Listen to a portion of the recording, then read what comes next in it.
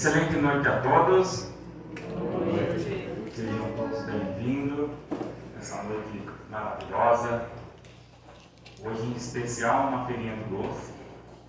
A gente emagrecer um pouquinho. Não para ficar engordar, que não vamos, né?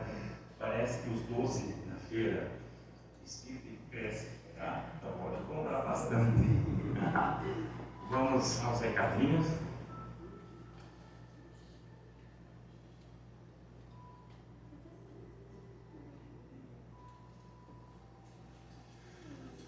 Como alguns de vocês já sabem, na virada do ano aqui, na recesso do CETEC, nós fizemos a nova sala mediúnica. E aqui a foto dela, 90% pronta já. Mostrando a foto do processo. Aqui havia um corredor aqui no fundo, onde nós levantamos uma sala. A parede inicial veio 1,5 metro para cá, para poder formar a sala. Aqui dentro do salão, mudamos as caixas de som para o som ficar espalhado. Aqui a parte do telhado precisou aumentar a mantinha.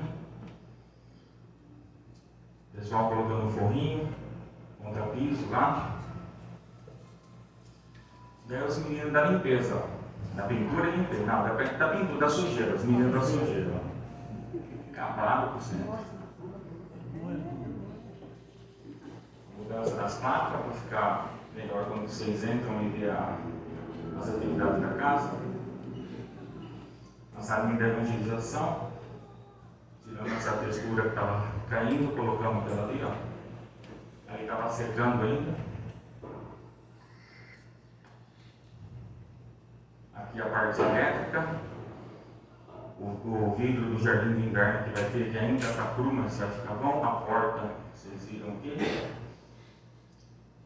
E agora o menino da limpeza, ó, limpando toda a sujeira que nós fizemos. Eles estão bravos porque está indo para a terceira limpeza e não conseguiram limpar. Tanta anarquia que a gente faz. É normal, né? As mulheres sabem, né? Bem normal isso. Os ajustes. E aqui uma tela em branco. Não. Eu montei de última hora. Ó, aqui foram os gastos que nós tivemos, ó. A mão de obra do pedreiro, 9.200, a elétrica 630, a carga do rufo precisou pôr lá, fazer a parte que tirou, 1.500, o blindex 1.080, a mão de obra do carpinteiro para instalar a porta 150, material de construção 11.000, alguns outros de construção que pegamos diversos, umas lâmpadas, algumas coisas, 307, o ar-condicionado colocamos um de 18.000 ali, e o que estava ali de 12 colocamos na salinha que é menor. E a higienização de todos e o conserto de lá de dentro, ficou 3.700, e o forninho de PVC 1.132,20. Total de gastos nessa reforma, nessa melhoria, 28.700.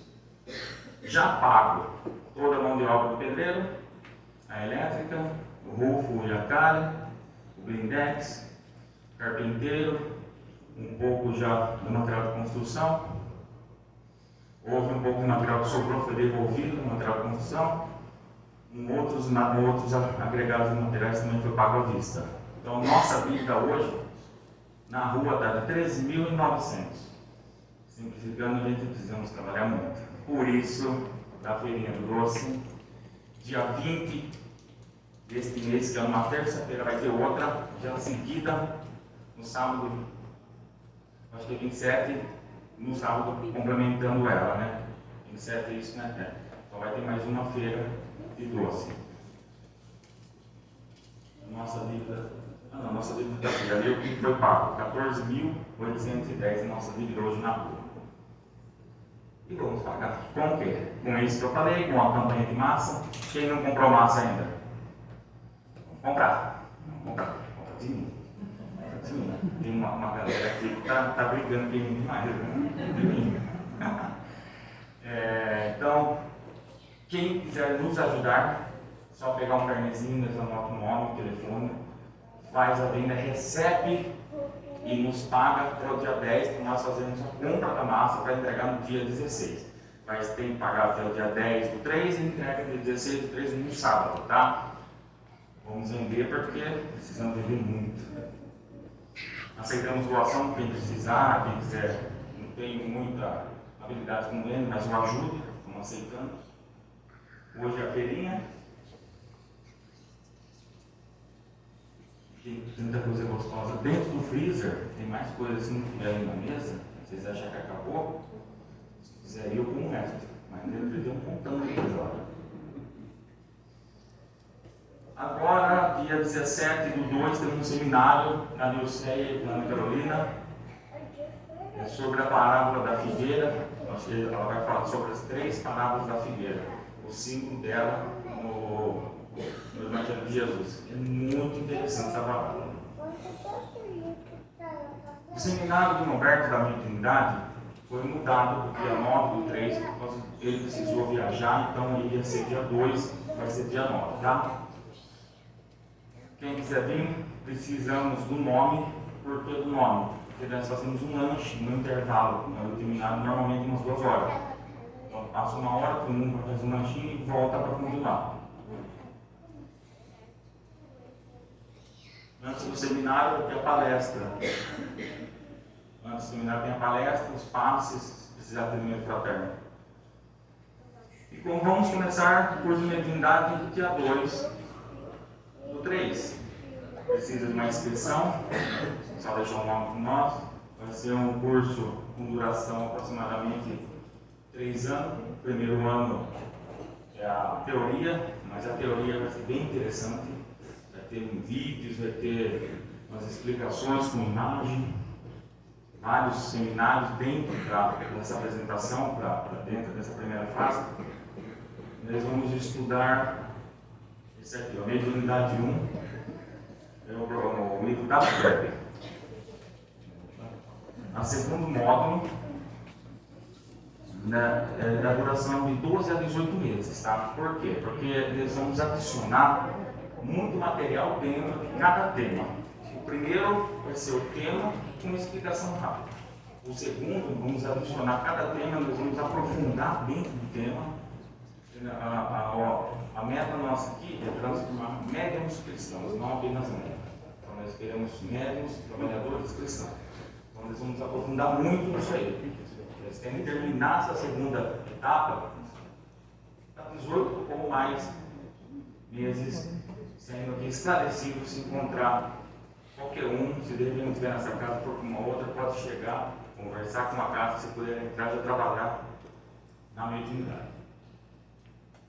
Sábado agora, nossa irmã Maria Alves, lá de Bauru, com o tema Transformai. Quando ela vem aqui, ela faz nós rirmos muito. Quem já pegou a palestra dela? Muito boa, né, Leandro? E hoje, a nossa irmã Umara.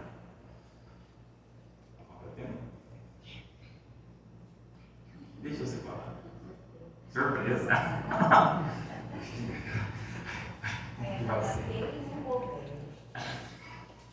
Muito bom. Todas as quintas temos o curso o estudo do livro dos Espíritos. A turma está muito grande, pode entrar a qualquer momento. Tá? Estamos lendo devagar, explicando. Essa quinta agora conseguimos ler apenas umas 5 perguntas. Muita troca de ideias. Foi bem esclarecedor. Dia 18, vamos ter o início do curso no domingo, no dia 18 do 2, às 9 da manhã. Agende com o Diego, que vai coordenar. Não precisa de inscrição, mas seria bom sempre avisar para ele saber a quantidade que vem. No domingo às 9, ele fala que ele vai estender até 10h30. O de quinta-feira começa às 8, tá? Mais algum recado? Estou lembrando. Só isso daí. Vamos ao sorteio do livro. Até que livro foi? 28.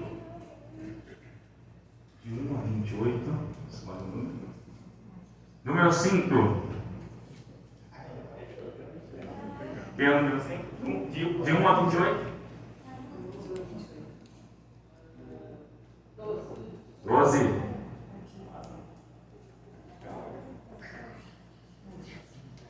De 1 a 28? 2.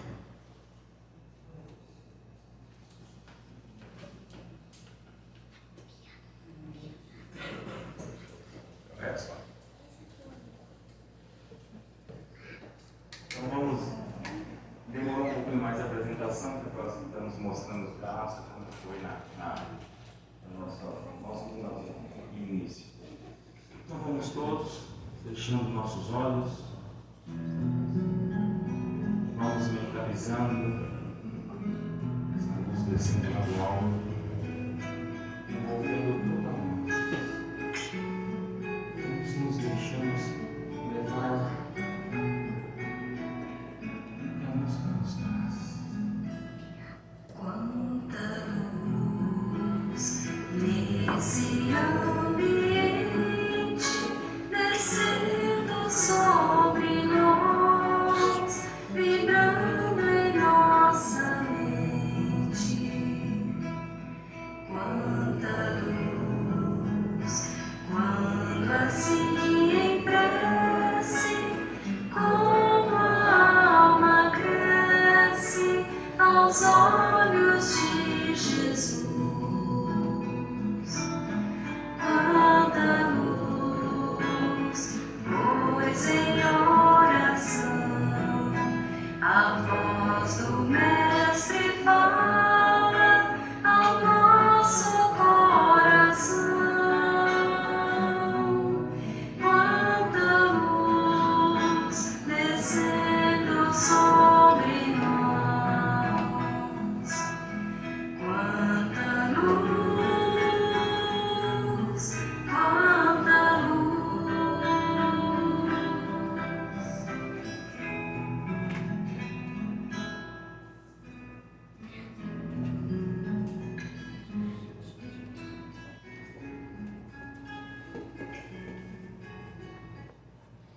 Envolvidos dessas luzes, essa é uma luz branca que já envolve todo esse ambiente.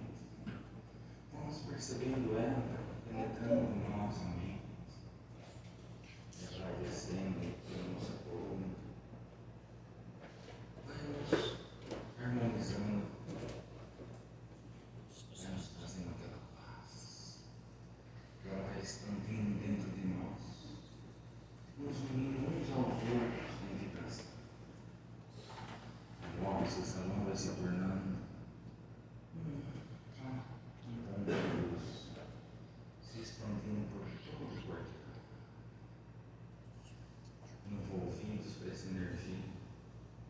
Vamos mentalizando a nossa Mãe Santíssima, cruzar os braços, nos acolhe, junto com ela, olhando para Jesus, o nosso Mestre.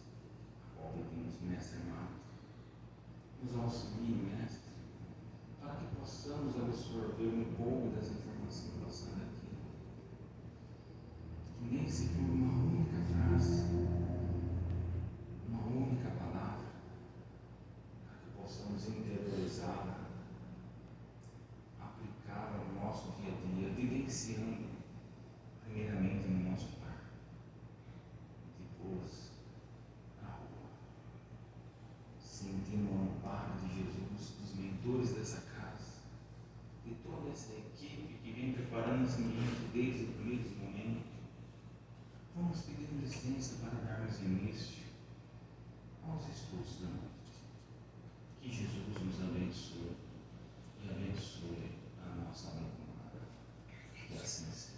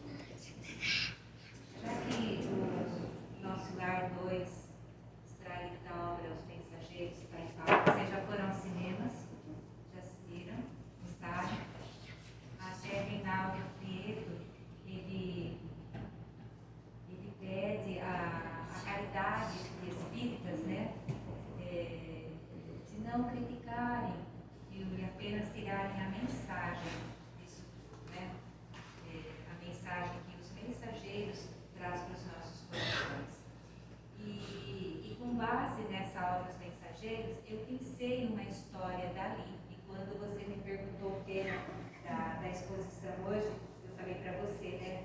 Não matei e não roubei. Realmente é uma frase extraída do livro.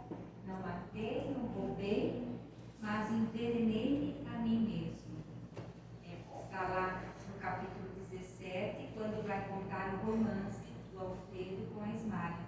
Não faz parte do filme, mas não tem importância, porque essa passagem é uma passagem muito profunda, da qual nós tiramos muitas lições para o nosso dia a dia. Porque quando se fala assim, não matei, não roubei, né? Mas por que eu passo por tantos desafios? Ah, Deus não gosta de mim, porque se gostasse de mim, não estaria nessa situação, com tantas dores, tanto sofrimento, desempregado, doente, e lá vai aquele mar de reclamações, né? Por quê? Porque eu não matei, não roubei, mas não é o suficiente para nos proporcionar o quê? Uma vida de boa aqui nesse planeta. Por quê? Porque planeta de expiações e provas, nesse que nós estamos encarnados, segundo o nosso codificador nos ensinou pela classificação dos mundos, nós já passamos pelo mundo primitivo. Estamos agora em qual mundo? Expiações e provas. Vamos para onde? Nós já estamos de olho vivo, aonde? No mundo? E depois vem o quê? E depois? Os mundos ditosos, né? Então nós temos ainda uma jornada muito grande. E também como grande também é o quê? Pela classificação dos espíritos, que está no livro dos espíritos, lá por volta da questão 100, existe lá uma classificação, uma ordem. Nós estamos ainda na ordem mais inferior, a terceira classe, espíritos imperfeitos. E por sermos todos nós espíritos imperfeitos, é por isso que nós passamos por essas expiações e por essas provas. Mas tem um grande diferencial que está lá no capítulo 5 do Evangelho segundo o Espiritismo. Bem-aventurados os aflitos, porque serão consolados. Mas será que todos nós seremos consolados? Quando vem a consolação? Quando nós passamos por todos esses desafios, de que maneira? De maneira harmoniosa, sem revolta, agradecendo a tudo, porque qual é a recomendação? A tudo dai graças, mas eu bati o meu dedinho na ponta da cama e doeu. Mas agradeça. Não, mas quebrou o meu dedinho, não foi o seu que quebrou, né? Por isso que é fácil para você falar que agradeceu. Mas a tudo dai graças. Por quê? Porque você poderia ter tido um tombo maior, quebrado o fêmur, o quadril, batido a cabeça, desencarnado. Ai, mas era tão bom, morreu, né? E tem mais de quando se morre alguém, nossa, mas era tão bom. Né? Que nação, vocês quiserem, eu já falei isso para vocês. Se vocês quiserem morrer bem, vai morrer em Barigui, por quê? Lá todo mundo desencarna e vira santo. Mas brincadeiras à parte, né? A gente reclama de tudo, se chove porque chove, se faz calor porque faz calor. Se a Almara vem do Bauru agora vai falar até meia-noite, é surpresa. E o detalhe de hoje é até a meia-noite, viu? Ó, não vai mais a tempo de sair nem encarnado nem desencarnado que fechou a porta. Vocês vão ter que aguentar fazer a caridade do dia. E para ser consolado, precisa ter também o quê? Aceitação dessas provas. E olha, o que nós vamos ver nessa história, contida nesse capítulo 17, no livro Os Mensageiros, é uma história dura, mas é uma história de quê? De aceitação, sem reclamação. Para nos localizarmos, nós vamos ver que André Luiz estava recebendo a concordância de Aniceto, que é o instrutor nesse livro Os Mensageiros, para juntamente com o espírito Vicente, que ambos foram médicos aqui na Terra, foram os dois autorizados a integrar a caravana da alegria para vir passear aqui na Terra? Nananina não. Vinham em trabalho eles três e consolo de fraternidade aos irmãos que estavam sofrendo aqui na crosta. Até foi recomendado por Aniceto, junto a André Luiz e Vicente, para que passassem num determinado departamento da colônia Nosso Lar, para que as suas visões, né, fossem ampliadas, já que iam ter necessidade de uma audição ampliada, de uma visão ampliada. Eles foram devidamente preparados para que pudessem aqui na crosta, que é um ambiente pesado, ter dilatado tudo isso para que a alma deles conseguisse perceber a necessidade daqueles irmãos em sofrimento. E uma recomendação que eu achei fantástica do Aniceto, a André Luiz e ao Espírito Vicente. Nós vamos empreender então uma viagem. E ele disse assim: não nos ausentamos de nosso lar como viajores terrestres, que carregam o quê? Um monte de mala, um monte de embrulho, um monte de bagulho, né? E vai viajar. Lota o bagageiro do carro na primeira curva da estrada e fala assim: ih, já esqueci de pegar tal coisa. Nossa, tal coisa ficou para trás. E tem um monte de coisa dentro da mala que não vai ser nem sequer usada, né? Principalmente um monte de roupa que a gente leva, porque pode ser que chova, pode ser que faça frio, pode ser que eu me suje. E as roupas voltam intactas, tem que lavar tudo, desfazer a mala, lavar, passar e guardar, né? Ele trabalheira boa. Mas, enfim, estavam lá então, esses três, para se deslocarem de nosso lar até a crosta. Me disse uma coisa: qual vai ser a maneira do deslocamento desses três espíritos? Será que eles pelos celulares vão chamar um Uber? Um mototáxi? Um táxi? Um ônibus? Um metrô? Um avião? Qual era o meio de deslocamento desses três espíritos? Eles viriam volitando, ou seja, deslizando pelo fluido cósmico, saindo de nosso lar até essa zona pesada aqui ao redor da Terra. Muito bem. O Aniceto, como instrutor, claro, ele estava devidamente preparado para fazer essa volitação. E o que é que aconteceu com os nossos irmãos André Luiz e Vicente? Iniciantes. Mas se propuseram a volitar também. Então, volitaram por um determinado percurso, e como se tratava de zonas densas, né? Ele chama assim de zonas de grandes conflitos espirituais, eles se cansaram. E Aniceto respeitou a limitação desses dois espíritos e pararam num posto de socorro chamado Campo da Paz para pedir abrigo, para que pudessem esses dois espíritos então descansarem um pouquinho. Até foi falado que por que esse posto de socorro Campo da Paz tinha grandes muros de proteção, em razão de invasões dos espíritos trevosos ali, porque aquele posto de socorro ficava numa zona trevosa pesada.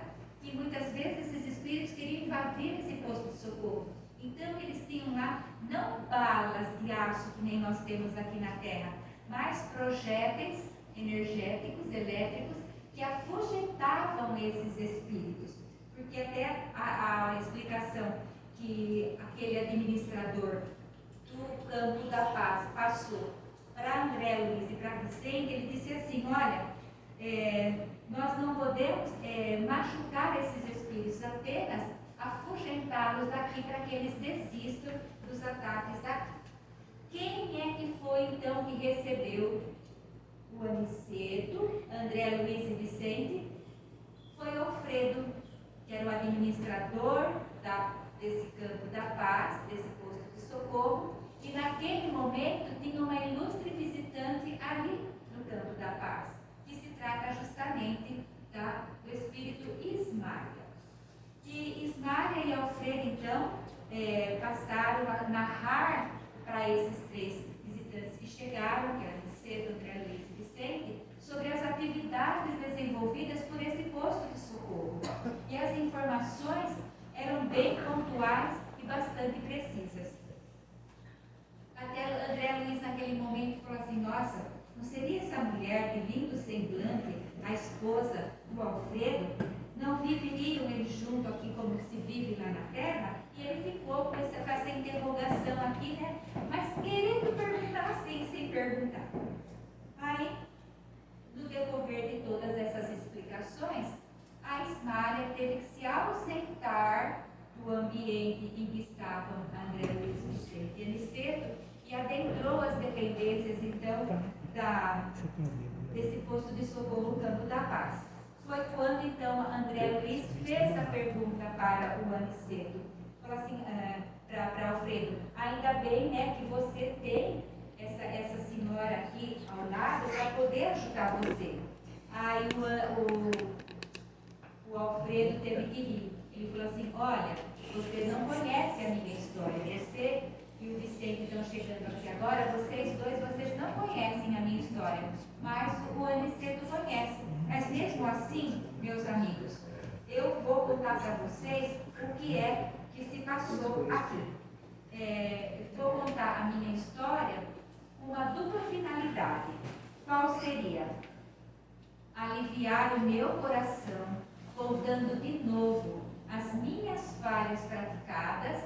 E para vocês que estão me ouvindo, já que vocês um dia vão chegar à crosta terrestre para poder ajudar alguém, lembre-se da minha narrativa, que possa ser uma contribuição para vocês acertarem no dia de amanhã, com base nessas minhas experiências, que são muito dolorosas, mas vale a pena eu narrar. Aí o Alfredo ele dá uma resumida na história dele, e foi a seguinte: Ismália e Alfredo formavam um casal feliz aqui na Terra. Eles eram casados aqui. Alfredo ele tinha muita responsabilidade com o trabalho dele, mas ele não atendia lá muito bem com os deveres da casa e com os 2 filhos que ele tinha junto com esse espírito Ismália. E a Ismália, ela era top da galáxia como esposa, como mãe, como coordenadora do lar. No entanto, toda a história deu um mas, Mas apareceu na vida deles que um sócio do Alfredo. E esse sócio começou a arrastar as suas asas para Ismália. Por anos, ela foi assediada por esse sócio chamado Paulo, mas ela não abriu brecha e não deu a mínima atenção para esse Paulo. E Paulo ficou queimado, ficou com orgulho ferido, onde já se viu ele, Paulo, não receber os encantos da Ismália. Por que ela não está correspondendo a tudo isso? E ele falou: quer saber de uma coisa? Eu vou me vingar. E foi realmente fazer o quê? Começar a minar o relacionamento do Alfredo com a Ismália. Começar a falar mal de Ismália para Alfredo. E as coisas começaram a ficar assim, tumultuadas dentro de casa, e Paulo cada vez mais envenenando o espírito de Alfredo. Então, qualquer movimento da esposa dentro de casa ou fora do lar, o Alfredo já levantava dúvidas sobre o comportamento da esposa. Isso, lógico, que doía a alma da Ismália, mas ela se manteve íntegra. E, como diz a questão 459 no Livro dos Espíritos, quando Kardec pergunta aos benfeitores espirituais se nós somos influenciados, o que é que os benfeitores dizem? Vixe, se vocês são influenciados, mais do que vocês possam imaginar, via de regra, são os espíritos que influenciam a vida de vocês.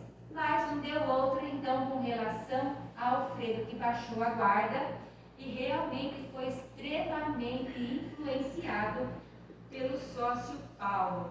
E o Alfredo ele confessa: olha, eu aceitei a calúnia levantada pelo Paulo e acusei duramente a minha esposa Ismália.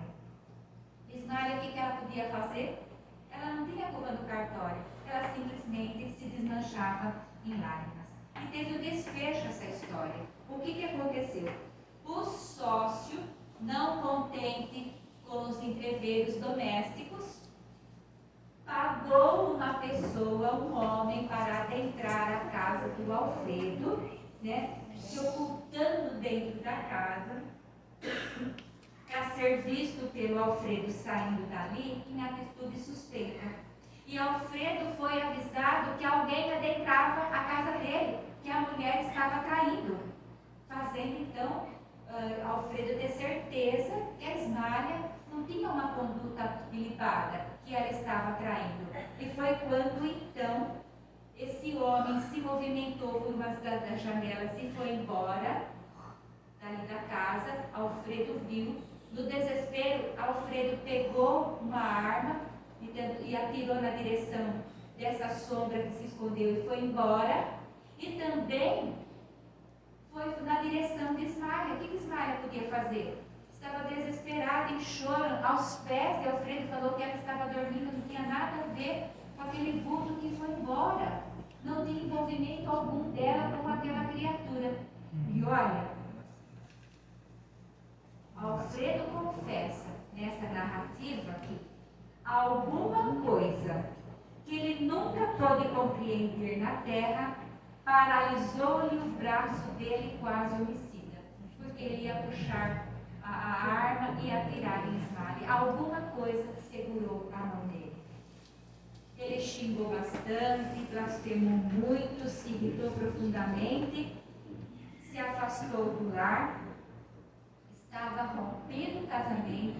E o que é que ele fez com Ismael? Ele devolveu Ismael à casa paterna e ainda, além disso, proibiu que os filhos ficassem em companhia dessa mãe. Olha a dor da alma dessa criatura.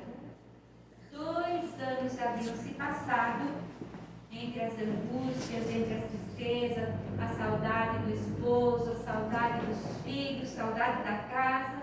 Ela foi acometida pela tuberculose e veio a falecer no verdadeiro martírio moral da qual ela não era vendedora. O tempo passou e esse sócio também adoeceu.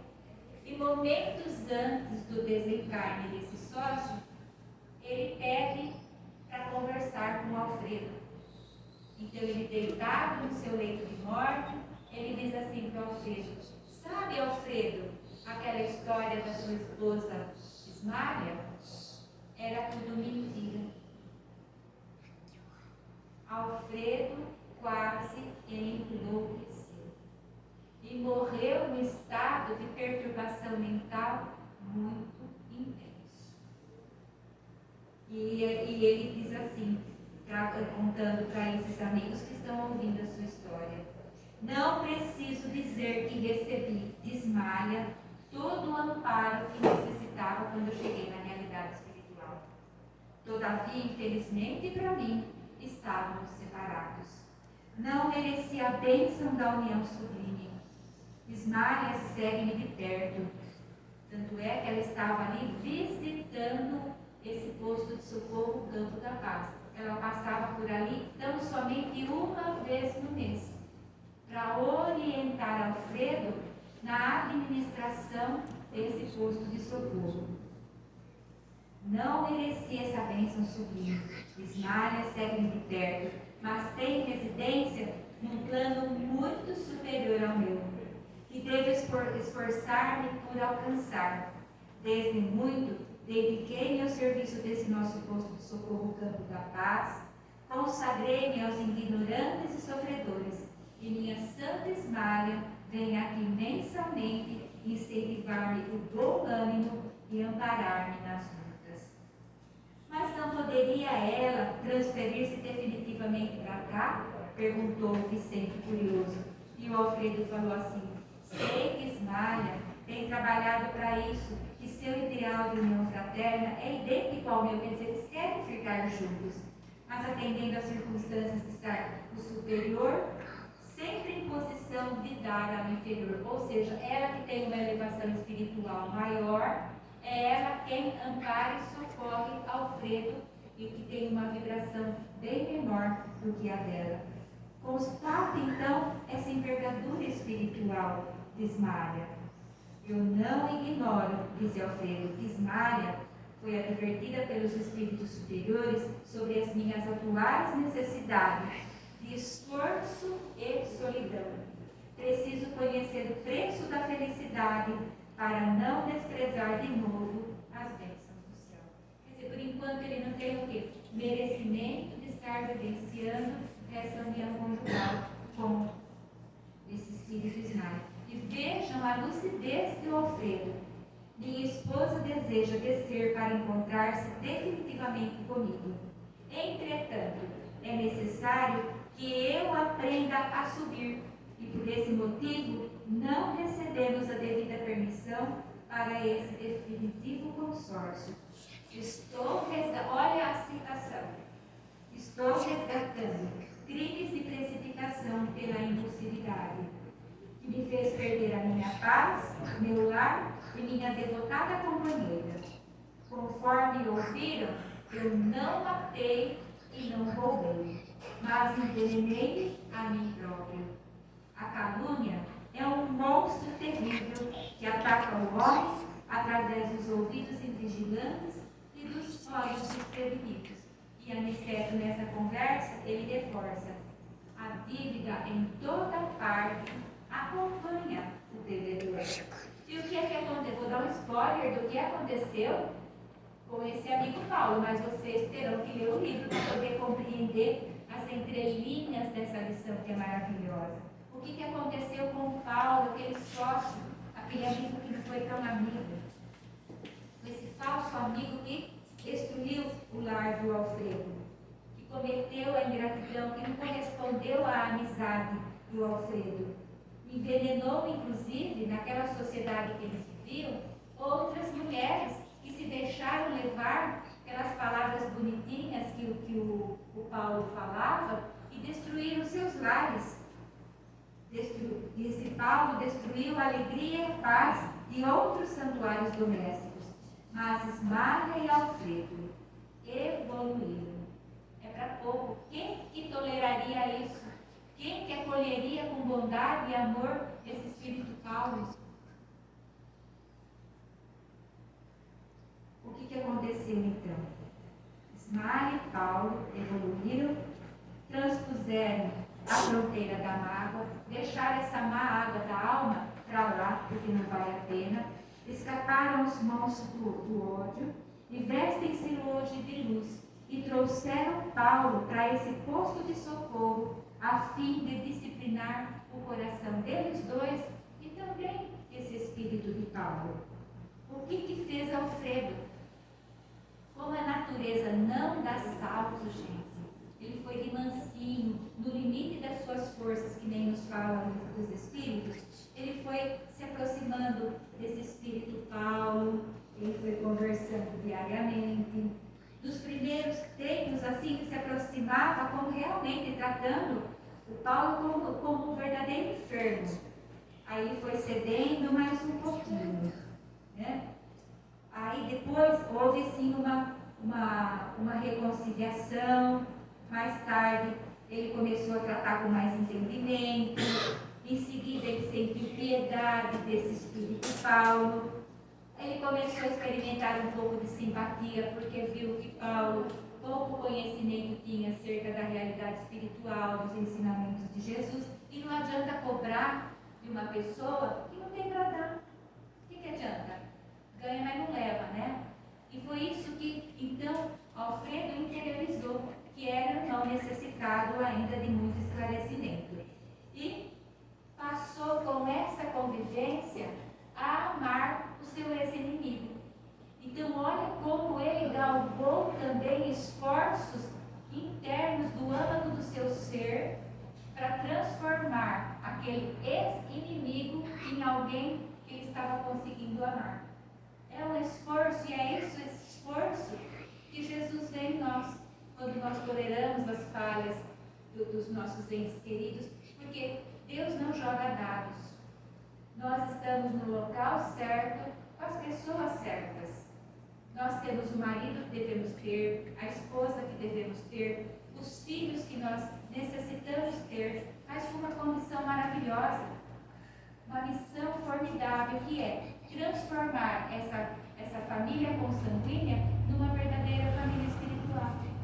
E será que hoje nós estamos conseguindo superar todas as dificuldades daqueles espíritos difíceis que convivem conosco? Compreender que aquela criatura não sabe fazer diferente, que faz o que faz por não saber fazer diferente? Adianta cobrar? Adianta julgar e condenar? Porque o que passa rapidamente na nossa mente é julgamento e condenação.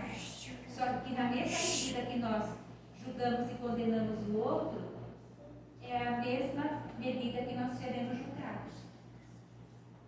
Jesus nos ensinou que a cada um segundo as suas obras. Então nós precisamos pensar o que nós estamos semeando na nossa trajetória. O que a gente faz quando nós estamos fora da casa espírita?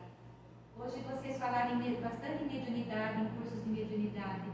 Que a mediunidade não é só a prática da sessão mediúnica. Mediunidade é aquela exercida da porta da rua para fora. É um sorriso, é um bom dia, é uma boa tarde, é uma visita a um doente. Como que você está? Preciso falar com você agora, eu não posso, estou com pressa, viu? Qualquer dia a gente se fala. Esse dia pode ser que essa pessoa esteja tão necessitada, tão desesperada de um ombro amigo, que ela pratica suicídio. Então sejamos nós lá fora mais fraternos, usando toda a inspiração do nosso anjo de guarda, dos benfeitores espirituais, para a prática do bem. Que a nossa intuição funcione, que a gente consiga seguir a nossa voz interior para poder acertar mais. Por isso que eu falei para vocês que essa passagem de Alfredo Ismael nos traz muitas lições. E é uma história muito linda. Então esse envenenar-se que ele fala, não matei, não enrolei, mas envenenou-se a si próprio, muitas vezes nós fazemos isso. Me fez lembrar, sabe do quê? Quando o Chico Xavier estava caminhando com um grupo de espíritas numa calçada de Uberaba, e ele se deparou com muitos mendigos na outra calçada da avenida. E o que o Chico fez? Deixou esse grupo de espíritas, atravessou a rua e foi abraçar um mendigo lá do outro lado da calçada. Deu um abraço forte naquela pessoa maltrapilha, suja, talvez até com cheiro forte, sem banho.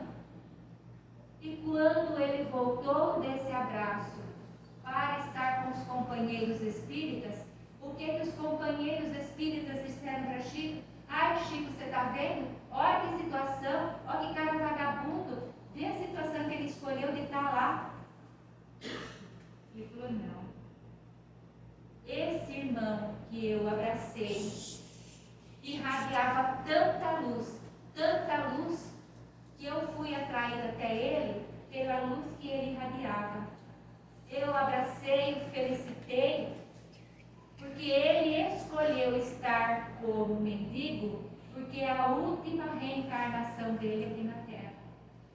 Ele escolheu a pobreza, a vida simples, sem luxo, vivendo tão somente do necessário, como desprendimento para alçar voos espirituais maiores. Estava recebendo o quê? Dos espíritas, companheiros do Chico, uma condenação, um julgamento velado.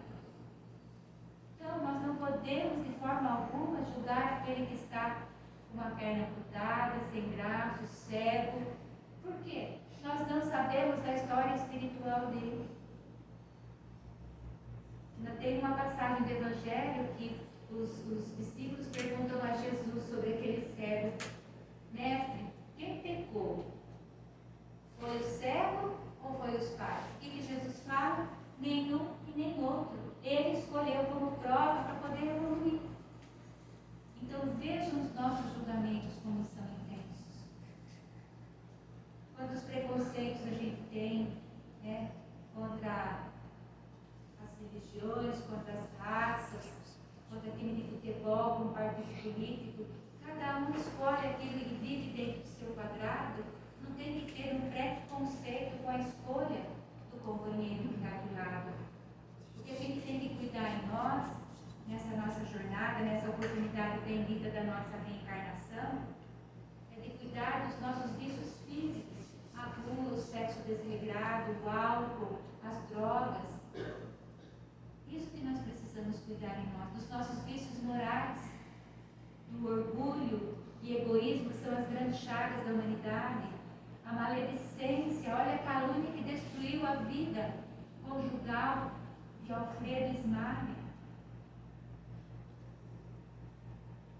Que cada pensamento nosso, cada sentimento ruim que nós temos, nós infringimos a lei divina. Nós deliberadamente nos afastamos de Jesus. Não é Jesus que se afasta de nós. nós escolhemos nos afastar do nosso querido Mestre Jesus. Nós é que vamos envenenando a nossa alma. E quanto mais nós envenenamos a nossa alma, mais o nosso corpo físico é assolado pelas doenças. Aquele livro do André Luiz Ruiz, O Fim do Próprio Destino, conta duas histórias lá, da Lourdes e da Conceição. Uma que caluniava as pessoas, a vizinhança, tinha dentro de casa livros anotando: olha, o Rossi chegou às 11 horas da noite. Onde é que estava o Rossi? A Rita chegou meia hora antes com outra pessoa. Onde estava a Rita? Fazendo o quê? Né? E se metendo na vida do casal e escrevendo nesse caderno as coisas que essa criatura supunha que a Rita e o Rossi estavam fazendo. Eram muitos cadernos de anotação. O perispírito dessa criatura foi ficando tão lotado de energias deletérias, tão lotado, que ela não havia escolhido no planejamento reencarnatório dela passar por câncer. E o câncer chegou. E ela veio a óbito. Ao contrário da vizinha, que havia escolhido no planejamento reencarnatório, numa determinada idade, passar pelo câncer, mas ela foi para a casa espírita. Ela foi para a casa espírita porque ela se sentiu acolhida pela secretária do médico, que a convidou para uma palestra com passe na casa espírita. Ela se deu bem naquela energia, se sentiu amada, se sentiu fortalecida, confiante, passou a fazer a limpeza dos banheiros. Queria que o banheiro tivesse higienizado para que as pessoas que viessem também, como ela, para a casa espírita, achassem o vaso sanitário cheirosinho e limpinho. Passou a fazer café na casa espírita, servir água. Mas ela obteve a cura porque ela veio trabalhar na casa espírita?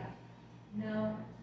Porque ela foi merecedora pelas vibrações da alma dela. Sentimentos e pensamentos positivos. Que a autorizou a cura do câncer que estava naquele planejamento reencarnatório. Então, o que é que nós estamos fazendo da nossa jornada? Ai, coitadinha de mim, né? Olha, estou passando por isso, estou passando por aquilo. Então, quando a gente fala de bem-aventurados os aflitos, se as causas não estão pelas aflições que a gente passa nessa existência, com certeza foi semeadura que nós fizemos em outras existências. E abençoar a oportunidade da reencarnação para que a gente possa, né, ajustar-nos mediante a frente da lei divina. É sempre uma oportunidade bendita estarmos reencarnados. E nós estamos aproveitando tudo isso? Ou nós estamos aproveitando a oportunidade para envenenar mais ainda a nossa alma? Não basta só não matar e não roubar. E o policiamento dos nossos sentimentos, dos nossos pensamentos, que refletem no nosso falar e no nosso agir. Então, essa oportunidade, ela é bendita. E Jesus sabe da nossa imperfeição. Tanto sabe que lá no alto do Gólgota, quando ele teve que carregar o madeiro no seu ombro, que pesava 70 quilos, 500 metros numa subida, nesse pequeno percurso que parecia uma eternidade para carregar aquele peso todo, ele foi cuspido, zombado, açoitado. Mesmo assim, com a lança no peito, já com os cravos em seu corpo físico, ele não nos julgou e não condenou ninguém. Elevou o seu pensamento ao alto e falou: Pai, perdoai, porque eles não sabem o que fazem. E mesmo assim, fez uma promessa que cumpre até hoje: nenhuma das minhas ovelhas se perderá. Então não vamos nos afastar de Jesus. Vamos nos esforçar para cumprirmos o Evangelho que tão amorosamente Ele veio nos redimir. Vamos gravitar em torno do Mestre. Porque o Mestre conhece a todos nós, o nosso passado, nosso presente, nosso futuro. Ele sabe das nossas limitações, mas Ele acredita nesse potencial potencial divino em desenvolvimento dentro de nós.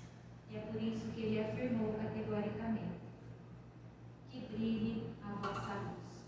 E a nossa luz vai brilhar. A luz de vocês, com certeza, vai brilhar. Basta que nos esforcemos para ser amanhã melhores do que nós somos hoje, agindo com mais amor, mais tolerância e mais união. Luz e paz em todos os seus corações. E Mas é a prece para nós? mantendo a sintonia com o plano maior. Vamos agradecer a Deus essa nossa reencarnação. Agradecer a Jesus, nosso mestre e amigo de todas as horas, médico das nossas almas, pelo seu amor imensurável a cada um de nós. Gratidão ao nosso anjo de guarda, que nos inspira, que ri conosco com os nossos acertos e chora quando nos equivocamos. Gratidão aos nossos pais, que nos permitiu o nascimento com vida, independentemente do que passamos nessa jornada. Gratidão a todas as pessoas que cruzam o nosso caminho, pois elas são termômetros para avaliar a nossa paciência, a nossa tolerância, a nossa raiva, a nossa ira. Oremos também por aquelas pessoas com as quais nós não temos tanta afinidade, mas que são irmãos nossos e merecem também todo o nosso amor. Vamos envolver todas as nossas células, moléculas, órgãos, tecidos e sistemas do nosso corpo físico, que é o templo da nossa alma. Muito amor, bombardeando todo esse nosso universo físico, mental, emocional e espiritual com as luzes que vêm do mais alto. E se sentindo fortalecidos, confiantes, que possamos todos nós receber essas energias dulcificantes e curativas do passe, para que possamos retornar aos nossos lares com mais força interior, com mais confiança de que realmente nós temos essa possibilidade de sermos pessoas melhores agora, nesta presente reencarnação, porque somos amparados por Jesus, que nos ama imensamente. Luz e paz a todos os nossos corações, desses encarnados que estão nessa casa de amor, nesse berço de luz, como os desencarnados que aqui se encontram também. Deus abençoe a todos nós.